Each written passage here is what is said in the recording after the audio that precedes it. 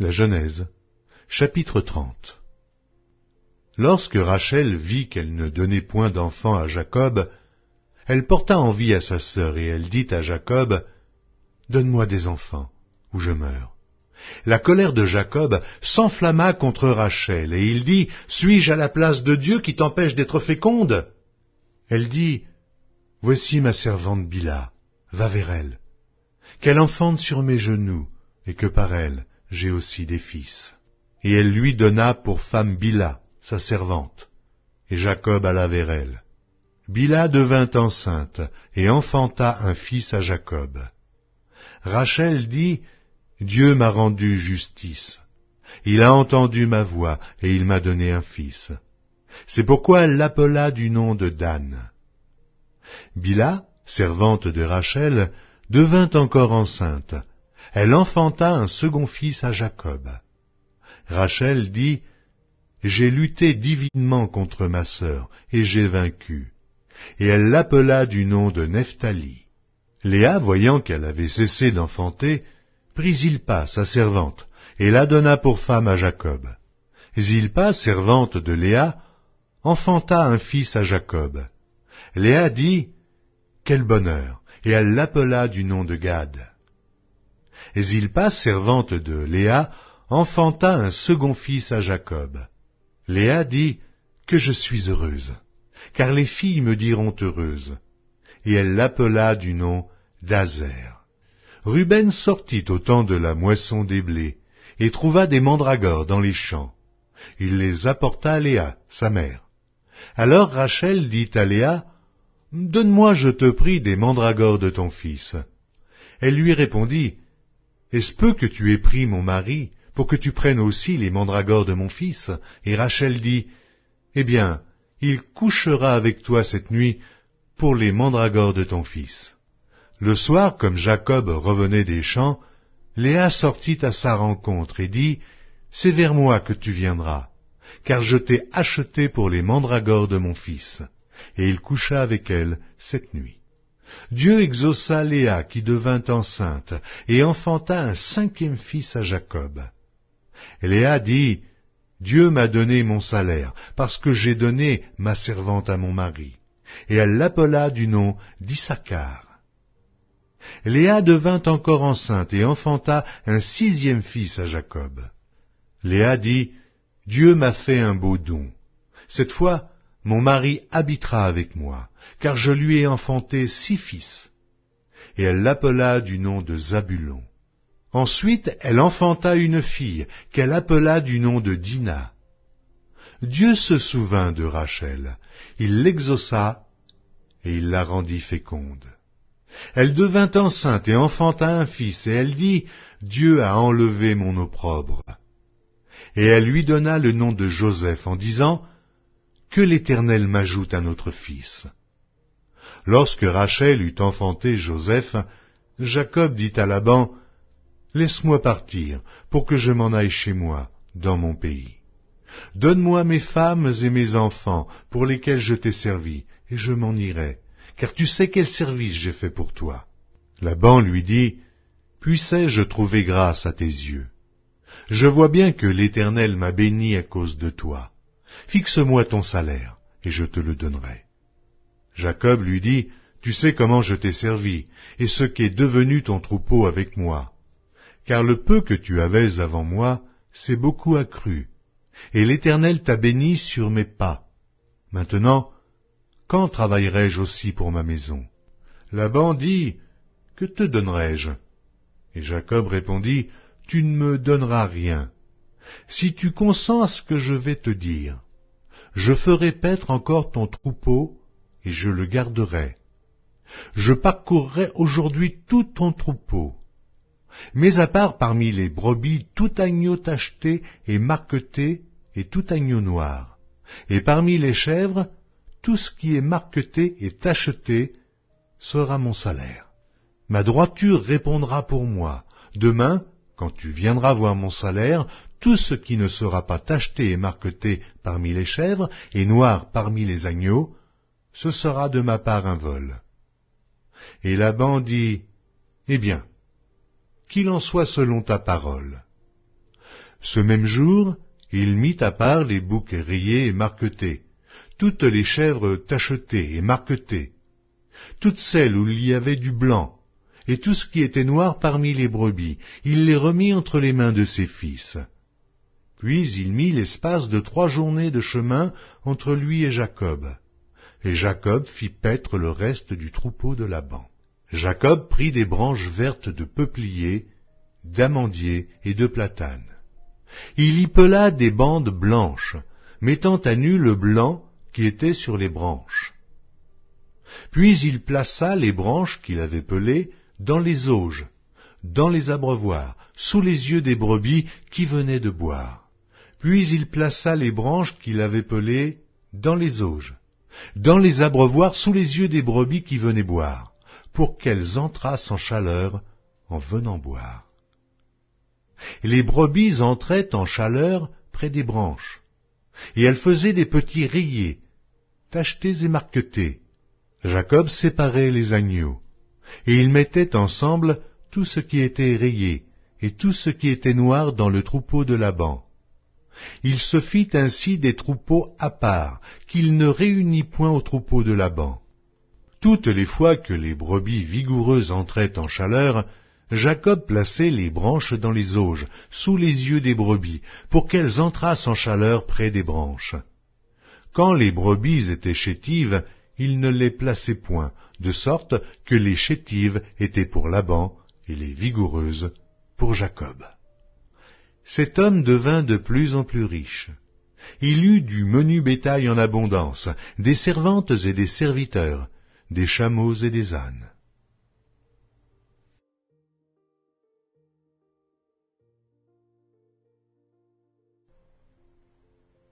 La Genèse, chapitre 31. Jacob entendit les propos des fils de Laban qui disaient « Jacob a pris tout ce qui était à notre père, et c'est avec le bien de notre père qu'il s'est acquis toute cette richesse. » Jacob remarqua aussi le visage de Laban, et voici, il n'était plus envers lui comme auparavant. Alors l'Éternel dit à Jacob, « Retourne au pays de tes pères, et dans ton lieu de naissance, et je serai avec toi. » Jacob fit appeler Rachel et Léa qui étaient au champ vers son troupeau. Il leur dit, « Je vois au visage de votre père qu'il n'est plus envers moi comme auparavant, mais le Dieu de mon père a été avec moi. Vous savez vous-même que j'ai servi votre père de tout mon pouvoir, et votre père s'est joué de moi et a changé 10 fois mon salaire, mais Dieu ne lui a pas permis de me faire du mal. Quand il disait, « Les tachetés seront ton salaire », toutes les brebis faisaient des petits tachetés. Et quand il disait, « Les rayés sont ton salaire », toutes les brebis faisaient des petits rayés. Dieu a pris à votre père son troupeau et me l'a donné. Au temps où les brebis entraient en chaleur, je levai les yeux, et je vis en songe que les boucs qui couvraient les brebis étaient rayés, tachetés et marquetés. Et l'ange de Dieu me dit en songe, « Jacob !» Je répondis, « Me voici. » Et il dit, « Lève les yeux et regarde. Tous les boucs qui couvrent les brebis sont rayés, tachetés et marquetés, car j'ai vu tout ce que te fait Laban. Je suis le Dieu de Béthel, où tu as oint un monument, où tu m'as fait un vœu. Maintenant lève-toi, sors de ce pays, et retourne au pays de ta naissance. » Rachel et Léa répondirent et lui dirent, « Avons-nous encore une part et un héritage dans la maison de notre père? Ne sommes-nous pas regardés par lui comme des étrangères, puisqu'il nous a vendus et qu'il a mangé notre argent? Toute la richesse que Dieu a ôtée à notre père appartient à nous et à nos enfants. Fais maintenant tout ce que Dieu t'a dit. » Jacob se leva, il fit monter ses enfants et ses femmes sur les chameaux. Il emmena tout son troupeau et tous les biens qu'il possédait, le troupeau qui lui appartenait, qu'il avait acquis à Padam-aram, et il s'en alla vers Isaac, son père, au pays de Canaan. Tandis que Laban était allé tondre ses brebis, Rachel déroba les téraphins de son père. Et Jacob trompa Laban, l'araméen, en ne l'avertissant pas de sa fuite. Il s'enfuit avec tout ce qui lui appartenait, Il se leva, traversa le fleuve et se dirigea vers la montagne de Galaad. Le troisième jour, on annonça à Laban que Jacob s'était enfui. Il prit avec lui ses frères, le poursuivit 7 journées de marche et l'atteignit à la montagne de Galaad. Mais Dieu apparut la nuit en songe à Laban l'araméen et lui dit, « Garde-toi de parler à Jacob, ni en bien, ni en mal. » Laban atteignit donc Jacob. Jacob avait dressé sa tente sur la montagne. Laban dressa aussi la sienne avec ses frères sur la montagne de Galaad. Alors Laban dit à Jacob, « Qu'as-tu fait? Pourquoi m'as-tu trompé, et emmènes-tu mes filles comme des captives par l'épée? Pourquoi as-tu pris la fuite en cachette, m'as-tu trompé, et ne m'as-tu point averti? Je t'aurais laissé partir au milieu des réjouissances et des chants, au son du tambourin et de la harpe. Tu ne m'as pas permis d'embrasser mes fils et mes filles, c'est en insensé que tu as agi. Ma main est assez forte pour vous faire du mal. Mais le Dieu de votre père m'a dit hier, « Garde-toi de parler à Jacob, ni en bien, ni en mal. » Maintenant que tu es parti parce que tu languissais après la maison de ton père, pourquoi as-tu dérobé mes dieux? Jacob répondit et dit à Laban, « J'avais de la crainte à la pensée que tu m'enlèverais peut-être tes filles. Mais périsse celui auprès duquel tu trouveras tes dieux. En présence de nos frères, examine ce qui t'appartient chez moi, et prends-le. » Jacob ne savait pas que Rachel les eût dérobés. Laban entra dans la tente de Jacob, dans la tente de Léa, dans la tente des 2 servantes, et il ne trouva rien. Il sortit de la tente de Léa et entra dans la tente de Rachel. Rachel avait pris les téraphins, les avait mis sous le bas du chameau, et s'était assise dessus. Laban fouilla toute la tente, et ne trouva rien. Elle dit à son père, « Que mon Seigneur ne se fâche point si je ne puis me lever devant toi, car j'ai ce qui est ordinaire aux femmes. » Il chercha, et ne trouva point les téraphins. Jacob s'irrita, et querella Laban. Il reprit la parole et lui dit, « Quel est mon crime? Quel est mon péché, que tu me poursuives avec tant d'ardeur? Quand tu as fouillé tous mes effets, qu'as-tu trouvé des effets de ta maison? Produis-le ici devant mes frères et tes frères, et qu'ils prononcent entre nous deux. Voilà 20 ans que j'ai passé chez toi. Tes brebis et tes chèvres n'ont point avorté, et je n'ai point mangé les béliers de ton troupeau. Je ne t'ai point rapporté de bêtes déchirées, j'en ai payé le dommage. Tu me redemandais ce qu'on me volait de jour, et ce qu'on me volait la nuit. La chaleur me dévorait pendant le jour, et le froid pendant la nuit, et le sommeil fuyait de mes yeux. Voilà 20 ans que j'ai passé dans ta maison. Je t'ai servi 14 ans pour tes 2 filles, et 6 ans pour ton troupeau, et tu as changé 10 fois mon salaire. Si je n'eusse pas eu pour moi le Dieu de mon père, le Dieu d'Abraham, celui qui craint Isaac, tu m'aurais maintenant renvoyé à vide. Dieu a vu ma souffrance et le travail de mes mains, et hier, il a prononcé son jugement. » Laban répondit et dit à Jacob, « Ces filles sont mes filles, ces enfants sont mes enfants, ce troupeau est mon troupeau. Et tout ce que tu vois est à moi. Et que puis-je faire aujourd'hui pour mes filles, ou pour leurs enfants qu'elles ont mis au monde? Viens, faisons alliance, moi et toi, et que cela serve de témoignage entre moi et toi. » Jacob prit une pierre, et il la dressa pour monument. Jacob dit à ses frères, « Ramassez des pierres. » Ils prirent des pierres et firent un monceau, et ils mangèrent là sur le monceau. Laban l'appela Jégar Saaduta, et Jacob l'appela Galed.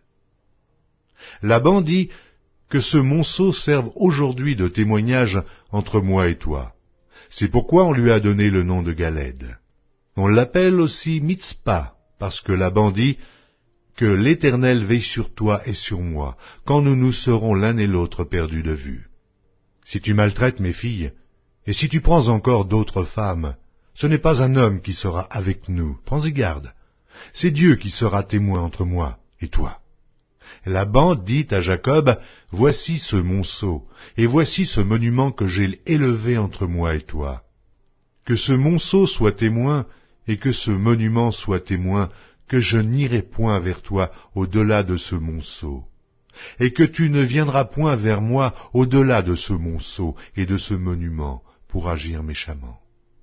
Que le Dieu d'Abraham et de Nachor, que le Dieu de leur père soit juge entre nous. » Jacob jura par celui qui craignait Isaac.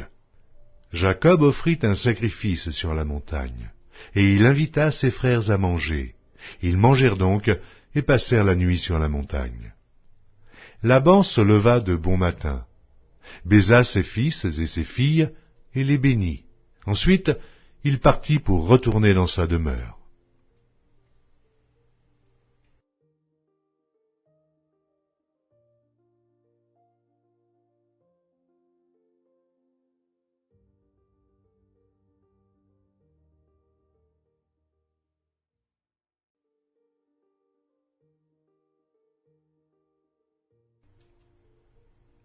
La Genèse, chapitre 32. Jacob poursuivit son chemin, et des anges de Dieu le rencontrèrent. En les voyant, Jacob dit, « C'est le camp de Dieu », et il donna à ce lieu le nom de Mahanaïm. Jacob envoya devant lui des messagers à Ésaü, son frère, au pays de Séhir, dans le territoire d'Édom. Il leur donna cet ordre. « Voici ce que vous direz à mon seigneur Ésaü. Ainsi parle ton serviteur Jacob. J'ai séjourné chez Laban, et j'y suis resté jusqu'à présent. J'ai des bœufs, des ânes, des brebis, des serviteurs et des servantes, et j'envoie l'annoncer à mon seigneur, pour trouver grâce à tes yeux. » Les messagers revinrent auprès de Jacob en disant, « Nous sommes allés vers ton frère Ésaü, et il marche à ta rencontre, avec 400 hommes. » Jacob fut très effrayé, saisi d'angoisse. Il partagea en deux camps les gens qui étaient avec lui, les brebis, les bœufs et les chameaux, et il dit, « Si Ésaü vient contre l'un des camps et le bat, le camp qui restera pourra se sauver. » Jacob dit, « Dieu de mon père Abraham, Dieu de mon père Isaac, Éternel qui m'a dit, « Retourne dans ton pays et dans ton lieu de naissance, et je te ferai du bien. » Je suis trop petit pour toutes les grâces et pour toute la fidélité dont tu as usé envers ton serviteur. Car j'ai passé ce Jourdain avec mon bâton, et maintenant je forme deux camps. Délivre-moi, je te prie, de la main de mon frère, de la main d'Ésaü, car je crains qu'il ne vienne et qu'il ne me frappe avec la mère et les enfants. Et toi, tu as dit, je te ferai du bien, et je rendrai ta postérité comme le sable de la mer, si abondant qu'on ne saurait le compter. C'est dans ce lieu-là que Jacob passa la nuit. Il prit de ce qu'il avait sous la main pour faire un présent à Ésaü, son frère. 200 chèvres et 20 boucs, 200 brebis et 20 béliers, 30 femelles de chameaux avec leurs petits qu'elles allaitaient, 40 vaches et 10 taureaux, 20 ânesses et 10 ânes. Il les remit à ses serviteurs, troupeau par troupeau, séparément, et il dit à ses serviteurs, « Passez devant moi, et mettez un intervalle entre chaque troupeau. » Il donna cet ordre au premier, « Quand Ésaü, mon frère, te rencontrera et te demandera, « À qui es-tu et où vas-tu et à qui appartient ce troupeau devant toi ?» tu répondras, « À ton serviteur Jacob. C'est un présent envoyé à mon seigneur Ésaü, et voici, il vient lui-même derrière nous. » Il donna le même ordre au second, au troisième, et à tous ceux qui suivaient les troupeaux. « C'est ainsi que vous parlerez à mon seigneur Ésaü, quand vous le rencontrerez. Vous direz, « Voici ton serviteur Jacob, vient aussi derrière nous. » Car il se disait, « Je l'apaiserai par ce présent qui va devant moi. Ensuite, je le verrai en face, et peut-être m'accueillera-t-il favorablement. » Le présent passa devant lui, et il resta cette nuit-là dans le camp. Il se leva la même nuit, prit ses 2 femmes, ses 2 servantes, et ses 11 enfants, et passa le gué de Jabbok. Il les prit, leur fit passer le torrent, et le fit passer à tout ce qui lui appartenait. Jacob demeura seul. Alors un homme lutta avec lui jusqu'au lever de l'aurore. Voyant qu'il ne pouvait le vaincre, cet homme le frappa à l'emboîture de la hanche, et l'emboîture de la hanche de Jacob se démit pendant qu'il luttait avec lui. Il dit, « Laisse-moi aller, car l'aurore se lève. » Et Jacob répondit, « Je ne te laisserai point aller, que tu ne m'aies béni. » Il lui dit, « Quel est ton nom ?» Et il répondit, « Jacob. » Il dit encore, « Ton nom ne sera plus Jacob, mais tu seras appelé Israël, car tu as lutté avec Dieu, avec les hommes, et tu as été vainqueur. » Jacob l'interrogea en disant, « Fais-moi, je te prie, connaître ton nom. » Il répondit, « Pourquoi demandes-tu mon nom ?» Et il le bénit là. Jacob appela ce lieu du nom de Péniel, car, dit-il, « J'ai vu Dieu face à face, et mon âme a été sauvée. » Le soleil se levait lorsqu'il passa Péniel. Jacob boitait de la hanche.